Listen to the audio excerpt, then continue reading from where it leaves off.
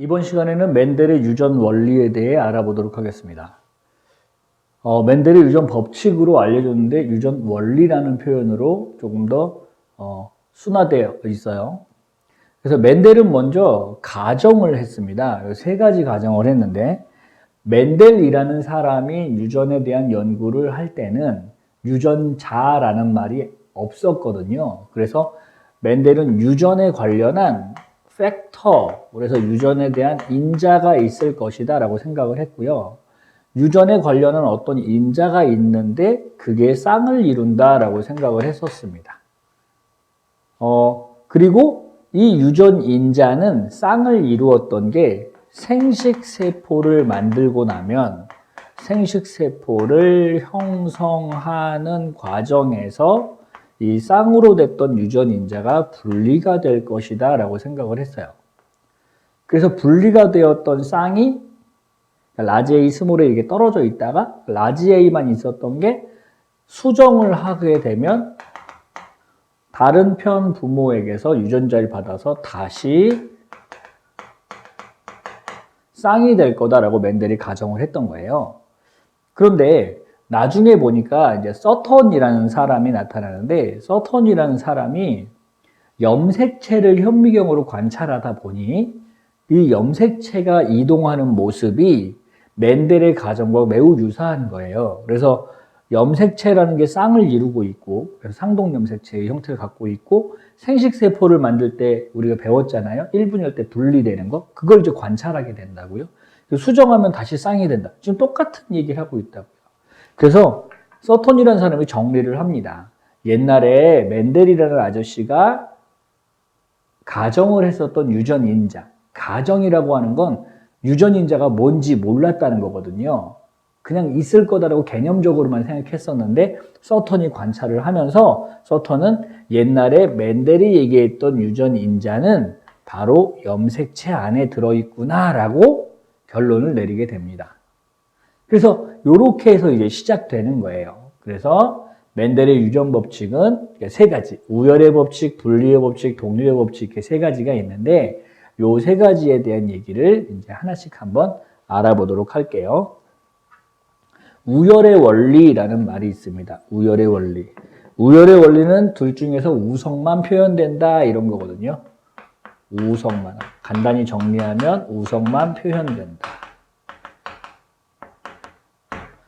그래서 어버이, 부모가 붉은 꽃, 라지알이라고 하는 유전자를 순종으로 가지고 있는 붉은 꽃하고 그 다음에 WW라고 하는 화이트 이렇게 순종으로 가지는 흰 꽃 두 개의 꽃을 결혼시켰더니 라지알에서는 빨간 꽃에서는 라지알 유전자, 빨간 유전자만 생식세포에다 집어넣게 되고 흰색 화이트에서는 W만 갖게 되니까 자손은 어떻게 나올 거냐면 자손일 때는 RW 이렇게 나올 거거든요.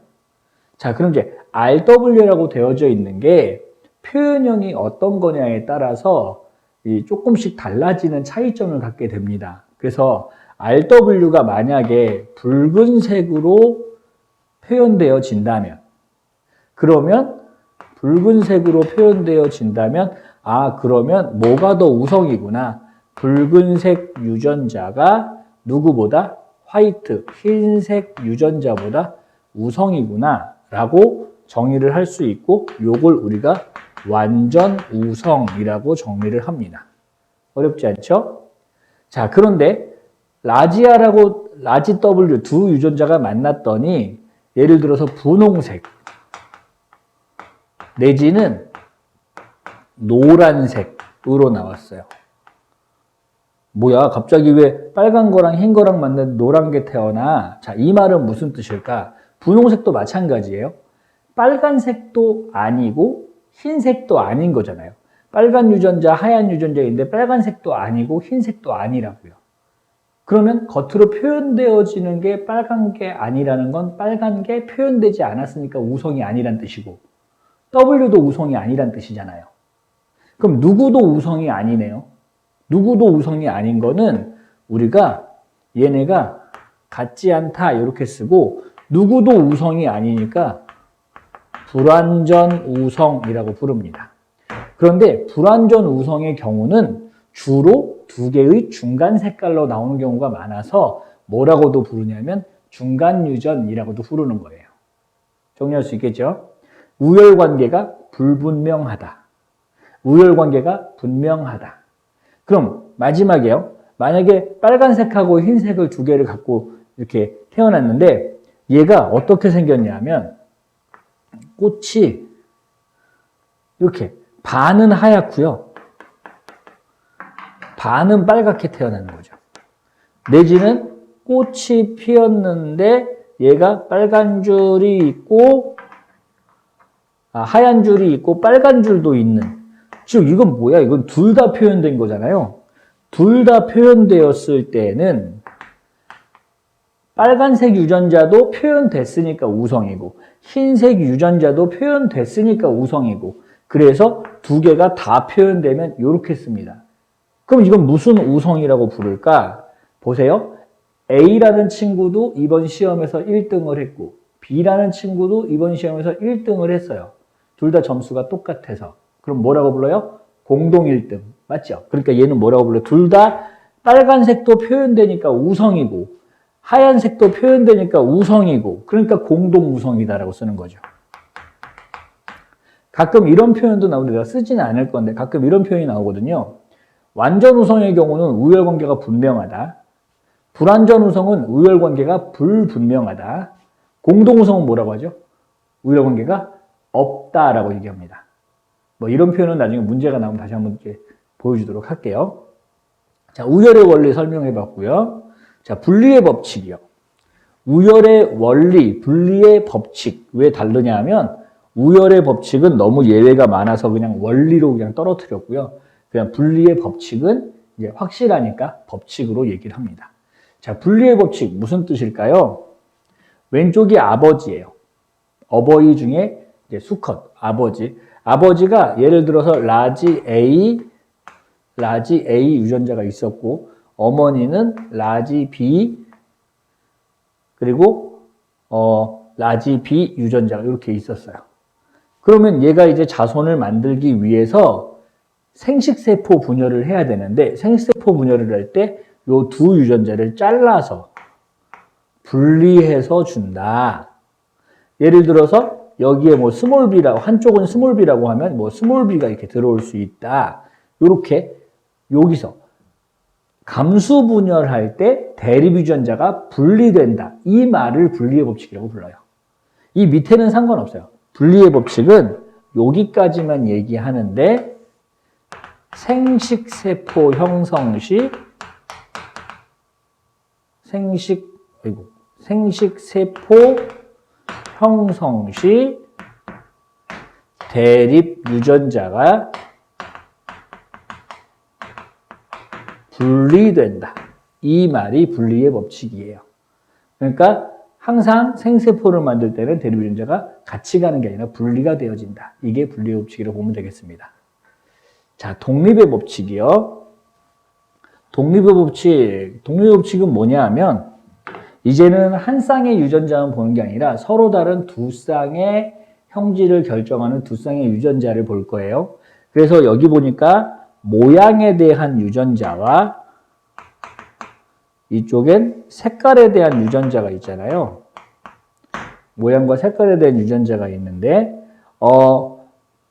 이렇게 두 가지 형질에 대해서 잡종인 세포, 얘를 뭐라고 부르냐면 두 가지 형질이니까 두 가지 성질, 양손 할 때죠. 양성 두 개. 그리고 각각 잡종이니까 양성 잡종 실험이라고도 부르거든요. 양성 잡종 교배 실험을 했을 때 보세요. 모양과 색깔에 대해서 지금 보니까 둥글고 주름지고 이게 몇 대 몇 나와요? 더하니까 12, 9 더하기 3, 12, 3 더하기 4니까 3대 1. 색깔에 대해서는 어떤가요? 황색과 녹색이 몇 대 몇? 역시 3대 1. 무슨 얘기냐면 모양 하나만 유전할 때도 3대 1.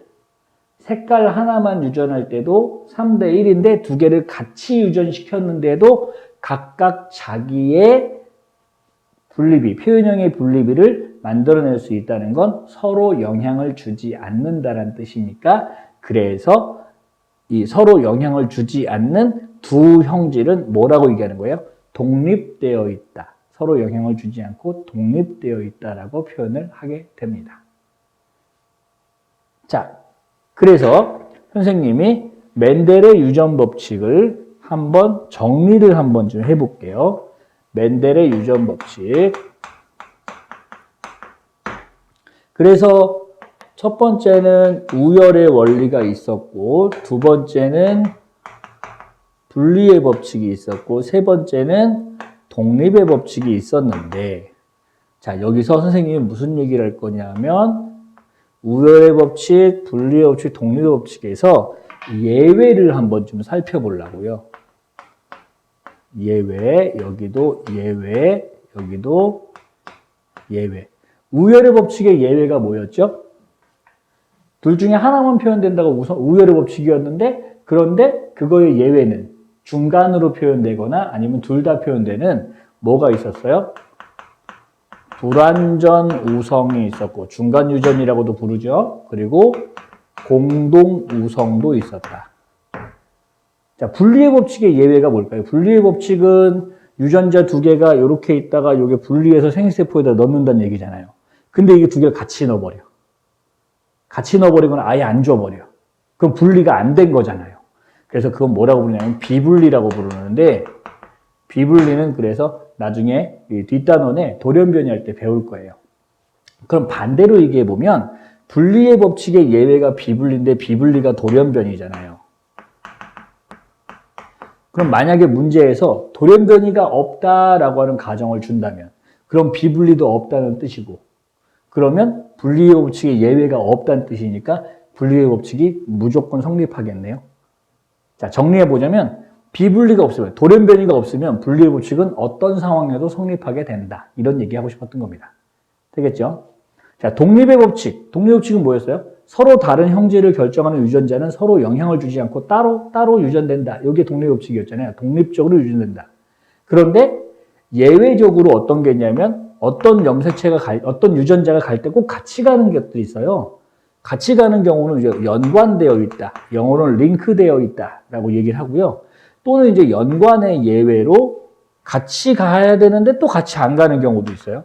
그거는 또 교차라고 부르는데, 이전 교육과정에서, 지금 여러분들 2015 개정 교육과정이고요. 이전 교육과정은 2009 개정 교육과정인데, 2009 개정 교육과정에서는 이 연관에 대한 문제가 되게 많이 나왔었어요.